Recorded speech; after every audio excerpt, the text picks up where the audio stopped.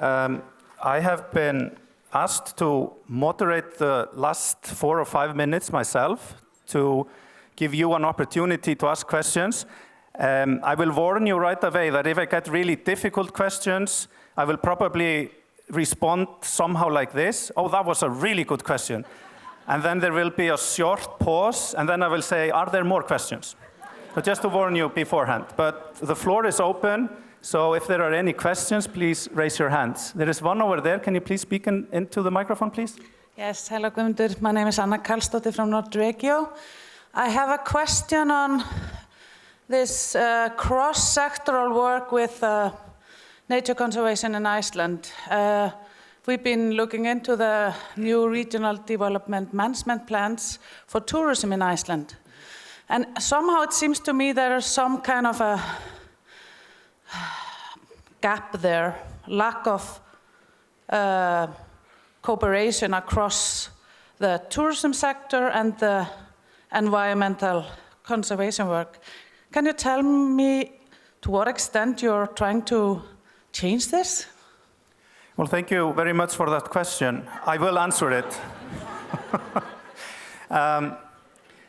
And I'm happy to do so. Well, to begin with, I think we have in the Vatnajökull National Park that I talked about here at the beginning, a very good example of how tourism and nature conservation authorities can work together. The park is in many ways, or its structure, it's, if you will, the way that decisions are made is quite unique, because the park has sort of local committees that are responsible for making the management plans of the protected area. And on that committee, there are both representatives of the community, of the municipalities themselves, from environmental and recreational groups, and also from groups from the tourist sector. And I think this is really the model that we need to sort of use in other areas in Iceland. And the idea with the Central Highland National Park is to expand even further on this, so that the local communities truly become a part of the decision-making process. Because only by doing that, or you can only really get them to really accept the parks and the protected areas if they take part in it. They will have greater ownership in it. So it's a win-win-win situation. More questions?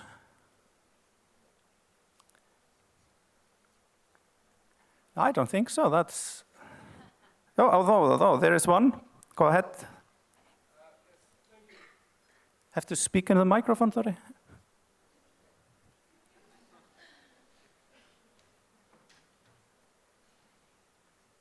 Well, as you know, I totally agree with you on everything. So I just felt that I couldn't let you off the hook just yet. Do you think that I really liked how you expressed the multiple values of the Central Highland, and this is, of course, at the core of what would need to be protected in the national park. Do you think that the park will be able to protect what is maybe the core value of the park, which is its unique wilderness? Thank you.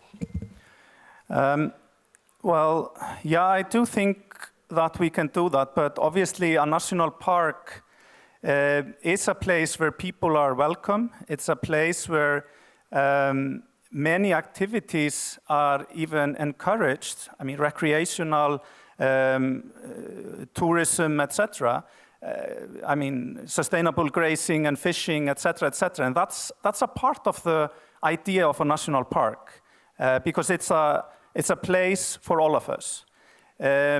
We can use zoning to, make different rules for different areas, and I think that's important when it comes to what you are referring to as how we can protect our wilderness areas within the Central National Park. So thank you all for coming. This is coming to an end, and I shall see you at 11:30 in Háaloft.